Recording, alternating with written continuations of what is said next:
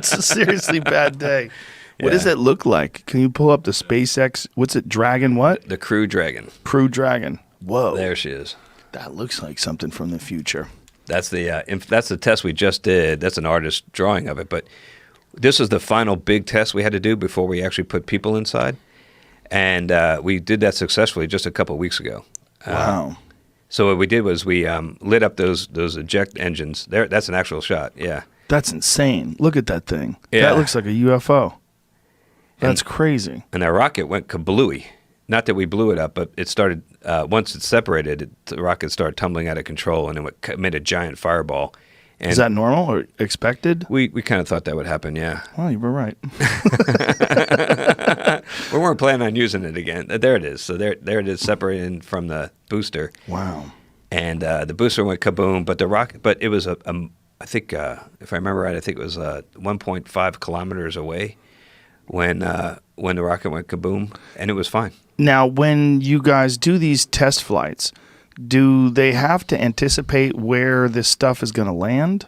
Like where you have all this giant metal with fire, and you shoot. So, like, as you're launching, you have to take into consideration what the trajectory is. Wow, that's the explosion. Yeah. SpaceX complete successful abort test launch of Dragon crew capsule. Wow. Yeah. So you have to think about so they have to calculate what speed, how fast the Earth is spinning, where it's going to drop. Well, that's why, and theoretically, you got to be ready for this any given flight. Mm-hmm. Now, this one we knew it was going to happen, but it could happen anytime. So that's why we always launch out over the ocean. Oh, okay. And that's why Cape Canaveral is where Cape Canaveral is, because if you look at a map of Florida, the Cape is where Florida juts out, has a little prominence that juts out to the east into the Atlantic.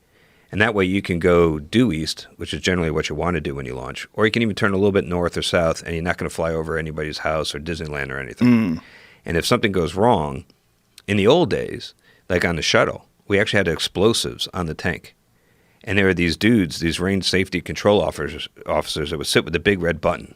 Oh, Jesus. And if they see you going out of control and you're heading back towards land, yeah. Boom. Yeah. Oh, my God. What a responsibility they have. We used to go by before launch and meet those guys, look them in the eye. And they must look like psychos. Show them pictures of our family. It's like, don't get itchy, bro. Don't get itchy to hit that trigger. So give it a potato. It seems like a crazy way to handle it, that the junk has to fall into the ocean. Yeah. Well, now the Russians and the Chinese don't necessarily honor that. The Chinese have dropped nasty burning boosters on, it's sparsely populated, but they still have dropped these things on like villages and stuff. Oh, boy. They're a little less really concerned about this kind of thing. Fucking China. God damn it.